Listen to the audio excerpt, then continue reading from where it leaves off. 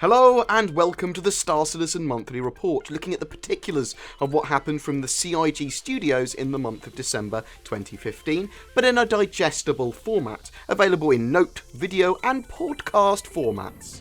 CIG Los Angeles, the engineering team have been working on improving stability for 2.0 and the PTU builds. They've also been aggressively working on the item system 2.0. The first iteration now is available on the dev streams for them. They've also been working on the EMP disabled states and cool little details for that, creating a new tool called the loadout editor, allowing devs to edit loadouts visually rather than through XML files. They're also now working on a tool called the port editor, and they're fine-tuning the EVA system. Design team, they've been completing the white box on the Jean Scout and the grey box of the Reliant. They've released that Freelancer. Expect more balancing and updates to the Freelancer too. They further improved that EMP system from the Warlock. Also completed the first pass on gameplay design for the salvage mechanics. And they've been working on making Mark Hamill's character, Old Man, as great as he can be. Working on character customization and clothing as well. In the CIG Austin studio, the Persistent Universe team there have revamped the Constellation Andromeda and have now moved on to the Jean Scout. They're planned to finish that later in January. Work on detailing the Levski or Nix landing zone, as well as thought into planetary landings is being worked on.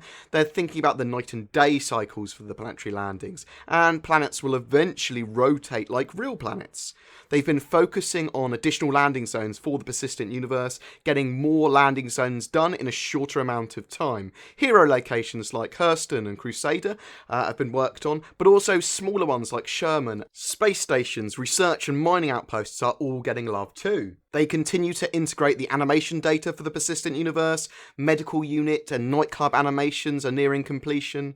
They've ID'd and solved issues with the female locomotion sets and vending machine metrics. They've helped prep the Sabre to be hangar ready too. They're now focusing on the R&D for personality overlay system. So this is blending animations together based on the NPC's personality, whatever they've set that personality to be. Work continues on the party system for releases from 2.0 onwards, and Persistence has made some headway as well. In regards to live operations, QA have been focused on testing 2.0 and 2.1, and many PTU deployments have been deployed by them. They've also been analysing the information received about the releases, and testing on 2.2 will start promptly. Game support have helped ID many bugs and game imbalances. They want to reiterate PTU testing for backers is not a privilege, but more of a chore. It's about helping them fix those bugs and hammer out the major ones. So helping with the issue council reporting bugs contributes to that selection process for early builds of the PTU, whether you'll get to participate in them or not. IT operations, they have been busy with software license renewals and audits, also supporting 2.0 and 2.1 by optimizing networking and storage for helping them provide more builds per day. They've helped a lot with the back-end infrastructure for the deployment of those builds. Live ops, they've been dramatically reducing the publish windows to get builds out quicker, and major improvements have also been made to the internal development, testing and reporting tools. In the Foundry 42 UK office, in regards to VFX and props, flight-ready effects pass for the Vanguard and Freelancer, as well as polish to the ambient effects for Crusader have all been done. The Kasaba shop is complete in terms of prop work now as well. They're just waiting on the stock basically to come in, and they've also now started working on low-tech prop sets in preparation for new environments in 2016. In regards to ships and concepts, they've got the new Freelancer interior and exterior flight ready, obviously, and the Starfarer interior and exterior is now well underway. The concept of the Javelin had some improvements, remodelling to it, bringing it more in line with Aegis brand. Lots of prop work for station interiors and dressing passes, as well as work on the Shubin mining facility has been done. Additional pods for the Argo RUV have also been worked up, and they finished up the Jean Scout in terms of concept too. character, and animation-wise, they've been getting to grips with the new character pipeline, with the high and low poly models, as well as the female officer's uniform. They continue their push on the FPS AI and player mechanics. So, the AI cover behaviours are going through their first pass as well. Improvements are being made to the unarmed locomotion sets too. The design team there has been working on a simplified HUD UI and a functional EVA HUD too, fixing issues with the current live builds, further iterating on some of the basic design that needs more work, like the EMP system for that Warlock. The ship release schedule and getting it synced is a strong focus for them too. They're trying to be less reactive with their approach to balance now as well, and they will try to exclude more Squadron 42 files from the build process as people keep finding them in the builds. Graphics team-wise, they've made the lighting shaders faster than the base CryEngine, despite them having more features. This is a great improvement. The level of detail system as well has been overhauled, giving significant performance boosts. Rendering less polys at a distance is one of the ways they do this. Graphics will be focusing more on features that Squadron 42 requires. Environments-wise, they are doing final fixes and improvements for lighting to 2.1. It should look and perform better than in 2.0. They've also been doing work to one of these Squadron 42 levels, but they can't tell us too much about that at the moment. Engineering-wise, they're in the final stages of that 2.1 alpha hitting the streets. They're getting it all stable and optimised, working on getting that true physicalized EVA system working too. This is where your character will ragdoll, making stuff feel more real. There's also a host of issues to solve with physicalized EVA because they want a proper system that they can build upon rather than just a placeholder. The QA team, they've been getting the first 2.1 PTU patch out, fixing, breaking, and getting it ready for a live release. Audio-wise, they've been ensuring the audio was up to snuff for 2.0, but also working on the freelance Vanguard, UI, environments, EVA and FPS elements. They've also been testing the music logic system and battle chatter systems. Down in Foundry 42 Frankfurt in Germany, they've been getting that procedural tech done. That procedural tech team are geniuses and I love them. They've been working hard on that planet procedure tech and getting the pupil to planet demo done. That Delmar planetoid was 1,000 kilometers in diameter.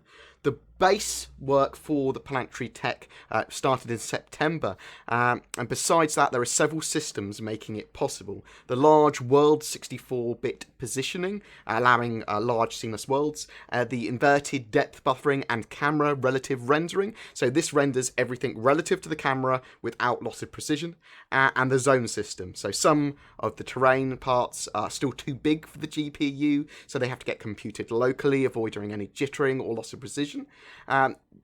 Keeping the entire planet's surface in memory just isn't possible, so it's generated on demand. They've already made improvements to the planetary procedural tech as well, and their next step is to integrate it into the multiplayer PTU. Engine team, they've helped with the procedural tech and various areas of the PTU releases, making further progress on the public crash handler at the moment as well, enabling them to gather more critical data. The cinematics team, they've been working on a full breakdown of every scene in Squadron 42, working on some of the early stages on scenes with Admiral Bishop, planetside viewing battle damage, and a scene with Captain McLaren. Design team have also been coming up with cargo and looting system ideas for the baby PU, so players will be able to loot and sell items. The idea here is to make a system that they can build on rather than just a placeholder they have to replace. They also think it's going to be able to help them massively simulate the economy, transport, escort, and even privacy type gameplay mechanics. They're also working on a modular mission system, getting that implemented soon, hopefully, giving missions more variety and replayability. Also work on power management system prototype has been going well, and we should be able to play that soon. Teknoaxe has continued their work on the bigger DCC pipeline, currently working on finalising in-game internal rig setups. QA have been bug hunting in general, as well as working on the automated testing solution for Star Citizen. This is going to help speed and efficiency for them no end. Weapons-wise, they finished the Apocalypse Arms Revenant Ballistic Gatling weapon. Environment art team, last month we were working on Shubin, the high-tech mining facility that features in Squadron 42. It's going to be one of the biggest stations so far, and it will be explorable by ship, but also on foot internally. At the Behaviour studio, the design team have been working on setting up shops and shopping items for the up-and-coming Kasaba Outlet release, as well as other store releases too. They've streamlined the shopping interface and added a bunch of new flare objects.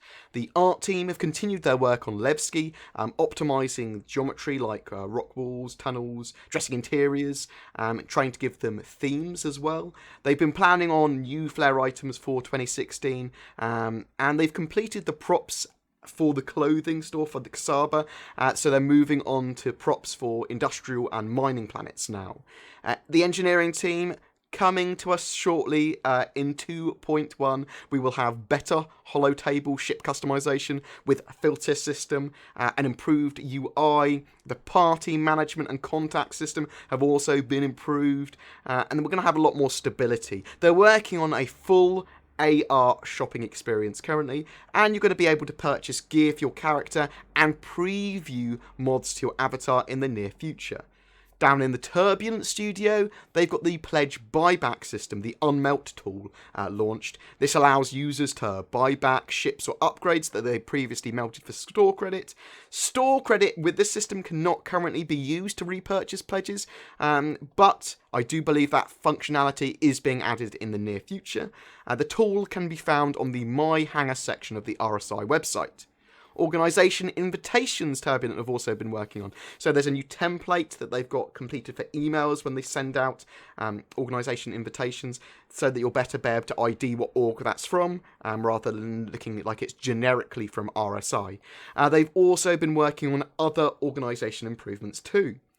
They're also doing a subscription campaign, so they're designing a new subscriber section for the website. And that's it for the monthly studio report for the month of December 2015. You can see there was a lot of work done with 2.0 and 2.1 on the PTU. December was an extremely busy month for CIG and Star Citizen, and we've got to look forward to a lot of more rapid patching. We're going to get monthly updates for Star Citizen in the form of patches. Even if certain areas of the game aren't ready, we're still going to get some content. It's a very exciting time. We've got Squadron 42 to look forward to this year, episode 1. We've got the planetary procedural tech. It's amazing. Anyway, guys, hope that gave you some insight about what CIG do in a digestible format. Please don't forget to like and subscribe, guys, for more Star Citizen stuff. It really does help me, and I will see you in the verse.